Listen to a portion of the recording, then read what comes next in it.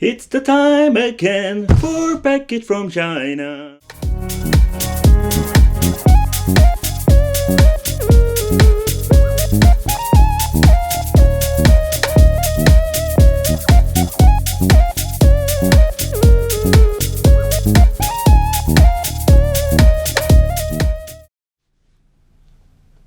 Welcome to the Wicked Gamer and Collector. Welcome back to the YouTube channel. So in today's video we are going to take a close look at the BittBoy. This is version number 3. I did make a review about version number 2, but I'm a little bit behind with making videos. Oh man, they're releasing so many portable systems. It's very hard to keep up. So we're going to do a little bit of unboxing. What are we going to get? Because this thing is pretty damn awesome. I can already tell you that. So alright, so what are we going to get? It's the box itself. System. More stuff. More stuff. Let's see. I'm having here this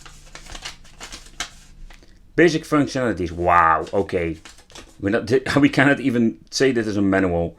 And here we have this very nice white micro USB cable. Alright. Let's take a close look at the system. Yeah, plastic. I left something behind. We're also getting this USB mini card reader or SD card reader. But okay, just wanted to show you.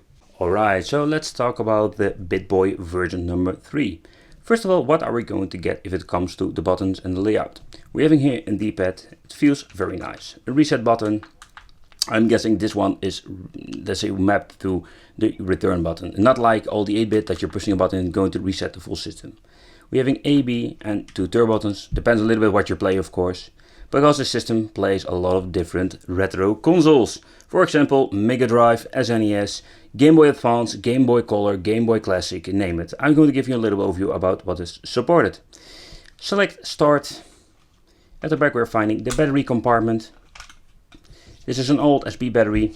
It's going to give you a couple of hours of playtime. And let's see what we have more. EV out, micro USB, and this is for data transfer and charging. Alright, let's power it up and let's see what we're going to get. Here we have the on and off switch for powering on. The SD card that contains the files. Alright. Ooh. Some of these systems come preloaded with homebrew games or shareware versions. Keep that one in mind. Alright, so when powering on the system, this is what we're going to get. Alright, with the top buttons we can switch to folder. Here we can find all the emulators. You can add new one if you like. Here we have the homebrew games and the shareware versions, for example Quake 1, Quake 2 and all the other great games that you can play on the system. And so we have here some settings. You can change the skin, power off the device itself. You can swap the language and some other small settings including CPU overclocking. I don't recommend it because it's going to consume more energy, and if it's overheating maybe you can break your system. Okay. Whoa, this plays really poor. So the stock emulator on this thing is not very well. I must say this is the first time that I've seen this NES emulator is not working very good. So the game is pretty unplayable. Alright, so this is a little bit weird. We're having this bezel. I really like the bezel, but not for a system like this. Okay, let's change it out. Pressing the R or reset button. Let's go to settings. Select scaler. Ah, this is better. Full screen fast. Ah, way better. Alright.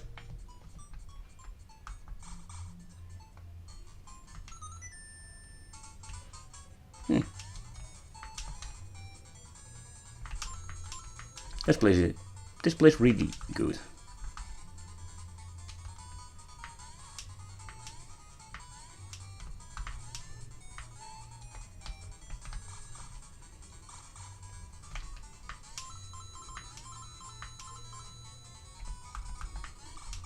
Is it true? Do I see a little bit of screen tearing?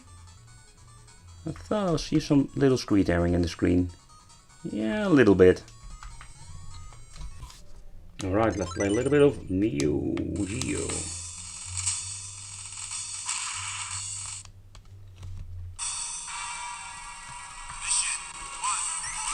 I really like the screen of this thing.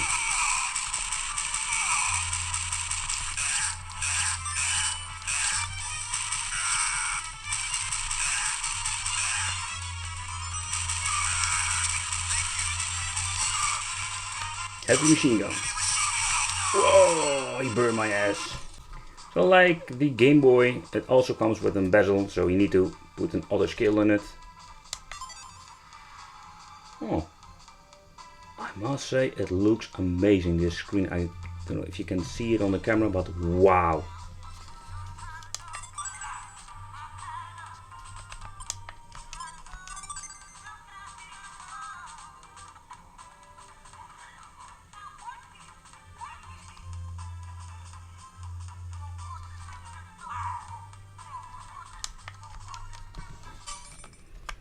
Alright, let's play a little bit of Mame on this thing.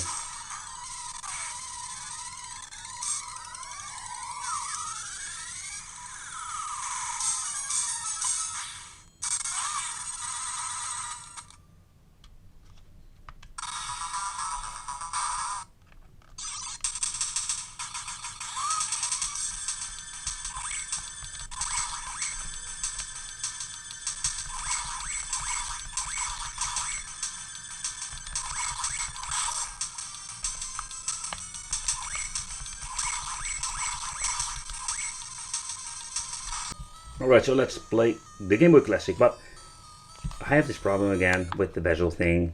Really annoying, so we're going to swap it out. That's what I didn't want to say. Let's see, we can even choose the palette we want, so that is pretty cool, but we're not going to do that. Let's see, upscaling. Ooh, I think this is the one. Yes. Apply a save. Back to the game. It's a little bit better, but nevertheless, you're getting the point.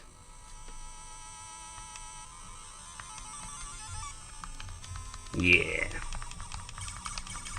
Yeah, come on.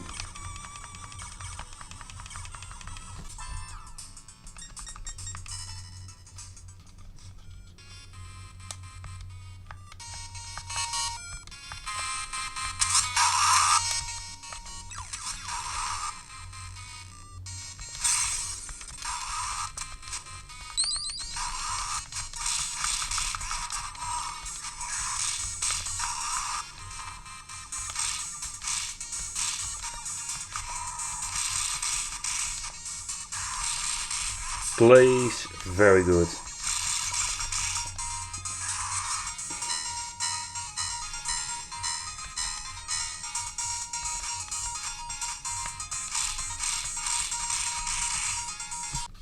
Let's play Master System. See how this runs.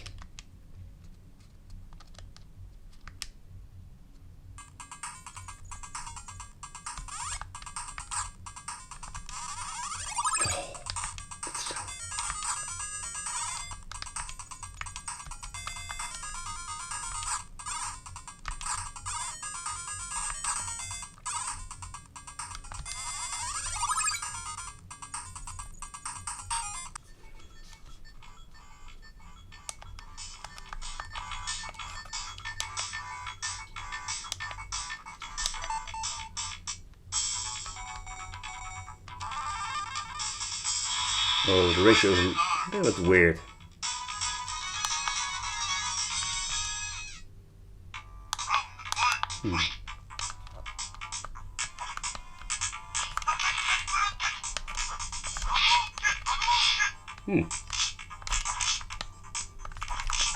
Vita is responsive.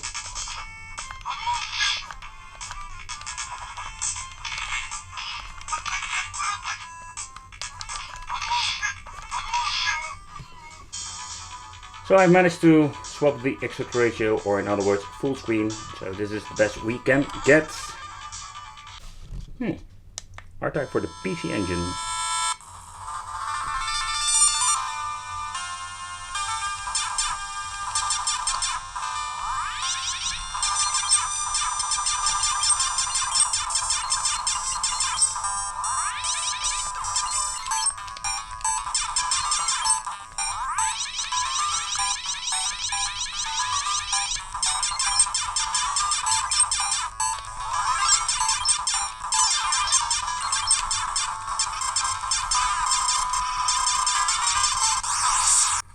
And of course, Quake is on this thing because it's a homebrew game or share game basically that you can play on many systems, for example LDK and the BittBoys.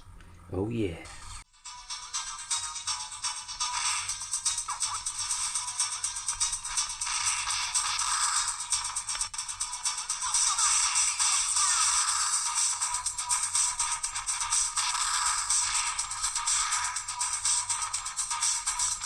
I still have this idea that this game is running way slower than all the other devices.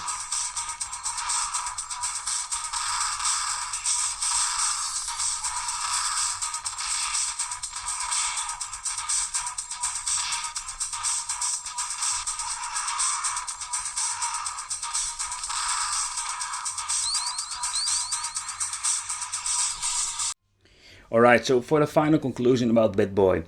If I do this quick comparison with the version number 2, yes, the version 3 is indeed a very big improvement over the older version.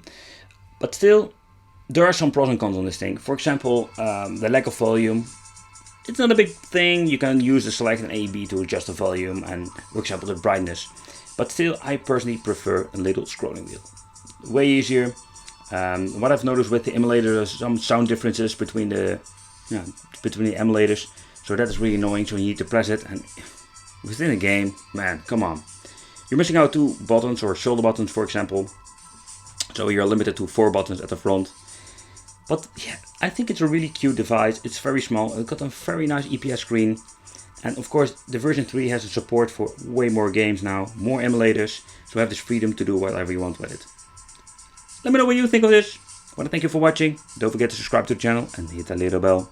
And if you're into gaming, don't forget to check out the Wicked Gaming channel for more awesome Wicked Retro Gaming. See you next time. Bye bye.